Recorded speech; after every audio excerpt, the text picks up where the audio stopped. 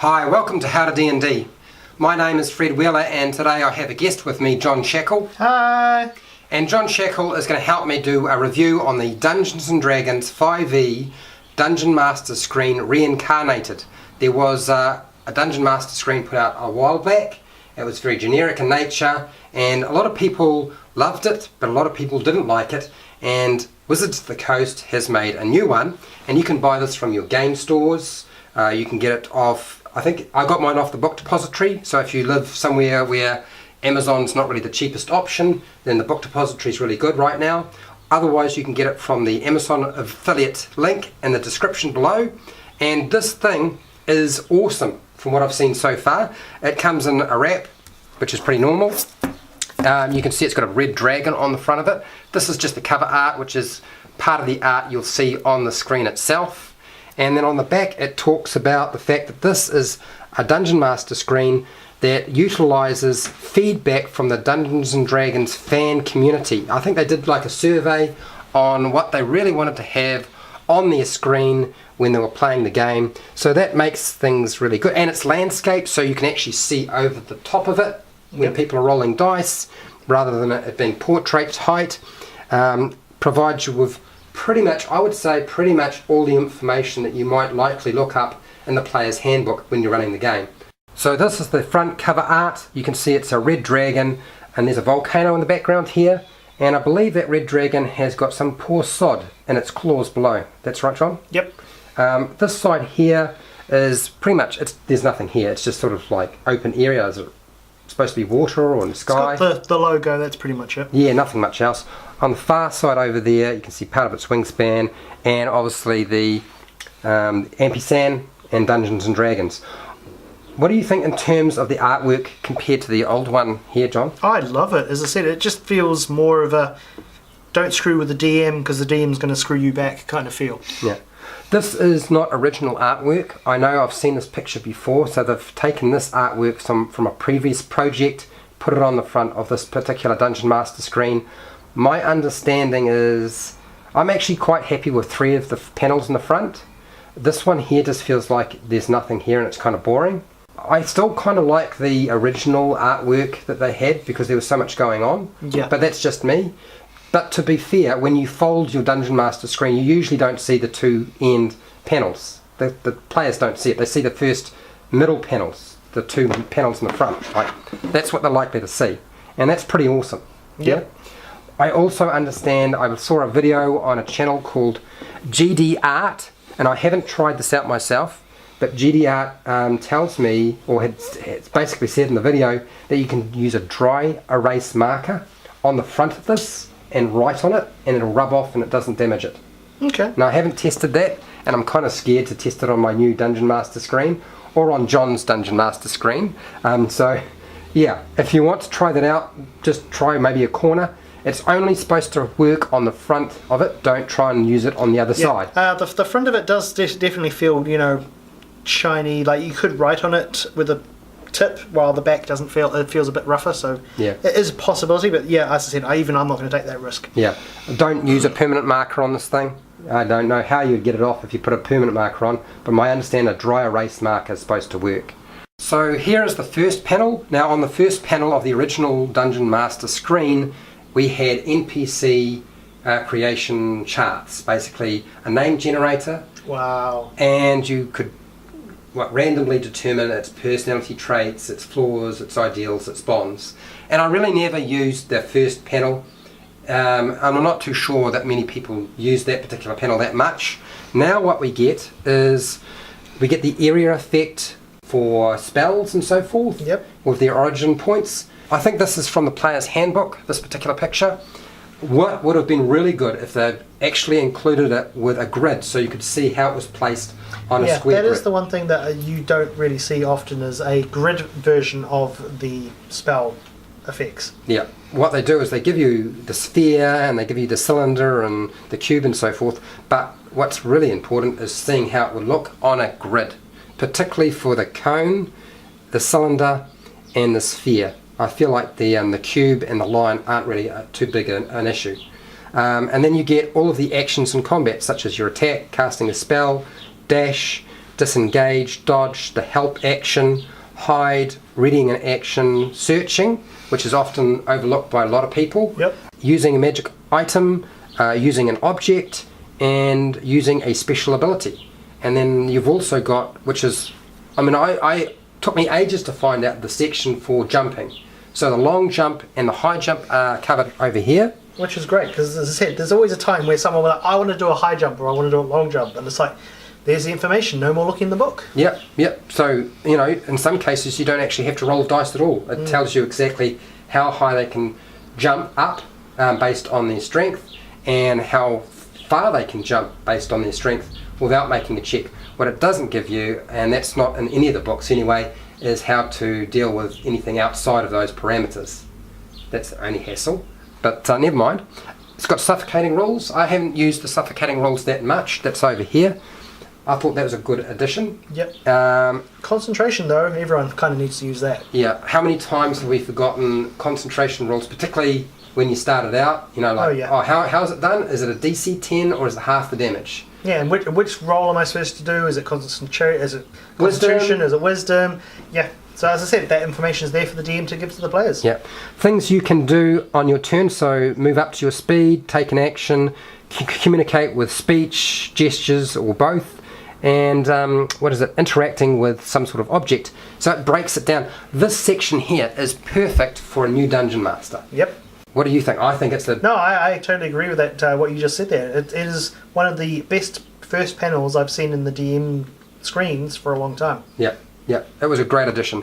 What about if you're an experienced Dungeon Master? I would still say, because as I said, the players will always want to try and do something, and this is like, well, no, you can do this, and you have the information instead of looking it up in the books, or they need to look up in the books. It's just a lot of saving of time. Yeah. When I was starting out, this would have been exactly what I would have wanted. Mm-hmm.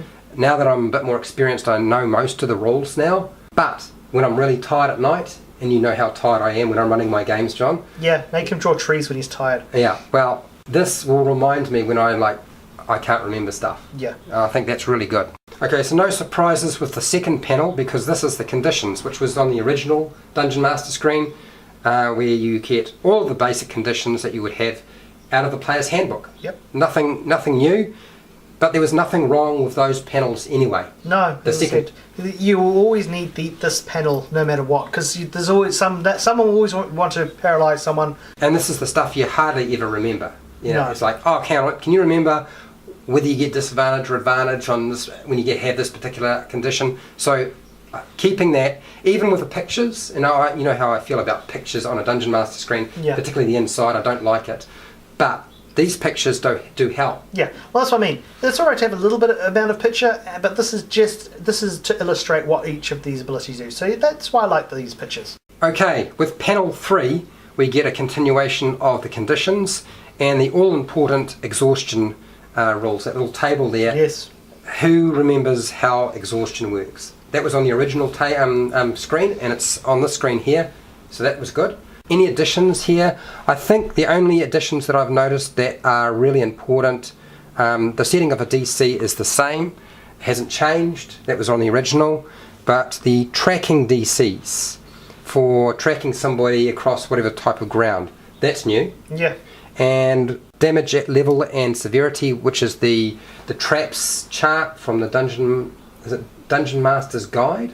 I think that would be the case, yes. Yeah, I'm pretty sure. Yeah, this one here, that's a good addition. That's always sort of helpful, so you can sort of scale your traps on the fly, or how to put out damage against the players at whatever level they are. Yeah. Yep. So you can judge, if you're doing too much damage or not enough damage. Yeah. So I think I haven't used it that much, but I still thought it was a good idea.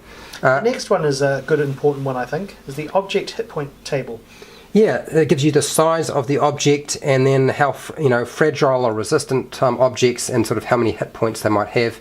And it gives you it as an average. Yep. Or you can roll dice to determine how many hit points that particular object has. Yep, and it even has armor class as well, next table as well. Yeah, that's right, just below. And that's actually quite sensible, because how many times has somebody said, I'm going to make a hole in this wall, or I'm going to bash the door in. Bash the door in, yeah. Yeah. So these are really good additions, I thought. Same as before, we just get skills and was associating abilities with those skills, Yeah. which was on the original anyway. Yes. Well, as I said, it's nice to know because if someone doesn't have that one, they just have to resort to the ability score. Doesn't really do much more other than that. It's fine for a new Dungeon Master. I think they'll always want to have something like that there. So finally, the last panel is where the big surprises are, right? Oh, yeah. I mean, the first panel was great, lots of surprises there, and we're glad that was there. But this last panel is actually pretty impressive too. We still have the travel pace. I believe the travel pace was on the original one over here. But services, it actually has a chart for services. How many times have people sort of had to look up in the player's handbook the cost of a service in the middle of a game? Yep, because you might want to buy something or hire someone. That way is a good way to figure it out on the fly. Yep. And then obscured areas, that was on the original as well, I'm pretty sure. And then encounters or encounter distance, that was on the original as well. I don't think that's a new product. Audible distance, I don't remember. Do you remember whether audible distance and visibility outdoors were charts on the original? I don't. No, I don't. Off the top of my head, no, I don't. Yeah, I don't think I'm going to use it that much. I mean, I'm sure there will be dungeon masters who want to go to that level of detail.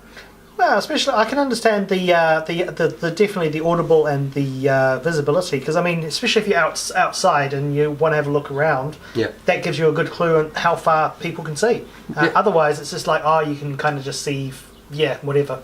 Yeah, the visibility. I mean, the visibility one actually makes quite a lot of sense. Yeah. Because occasionally people have said, "How far away can I see?" I've had that question come up a few times. The cover rules still here.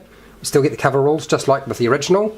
And light was in the original Dungeon Master screen, and that's included as well. Yep. And then here's the big surprise down the side here: food, drink, and lodging. The different costs for food, drink, and lodging. That is in the equipment area for the player's handbook. Yep. That's a good addition. I thought that was quite good. Because I mean, who doesn't want a frosty mug of sarsaparilla when they're adventuring? Yep, exactly. How many times has the player said, how much is an ale? How much is a beer? How much is a wine? How much is a keg? Yeah. And you say, okay, I'll look it up. And often I didn't look it up, I just made it up on the fly. But now you have it right smack in front of you if you really wanted to use that. And I believe it has different levels of food and drink. So, based on how wealthy you are, you can buy different qualities of food as well, which is kind of handy. That's quite helpful. The big surprise for me, and I'm still a bit torn on this, and that is the creature size scale. So it gives you tiny, small, medium, large, huge, and gargantuan. It gives you some pictures to show you the scale.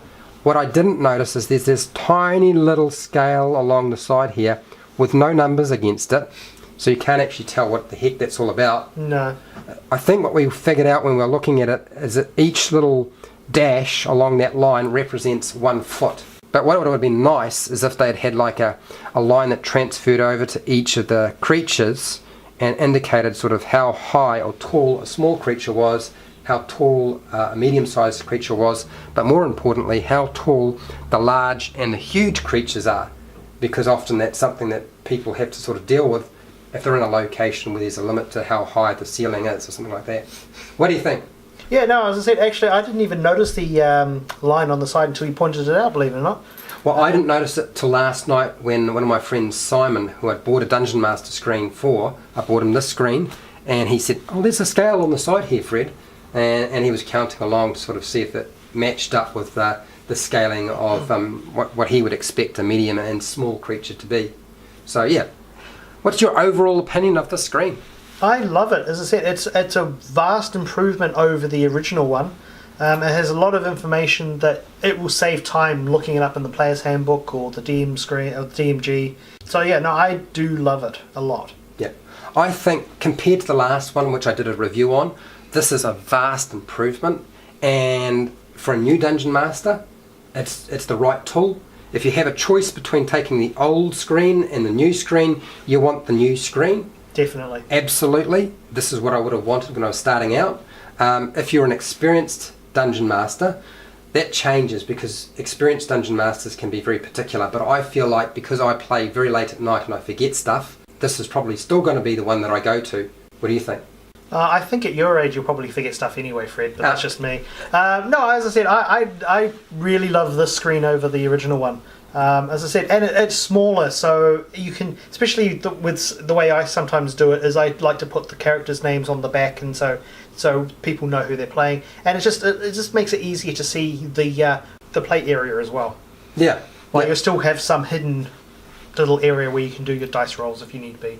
Yeah, I honestly think that I'll probably use this screen more than I use the old screen. Yes. Which Which is kind of sad, because now I've got a screen I probably won't use very much.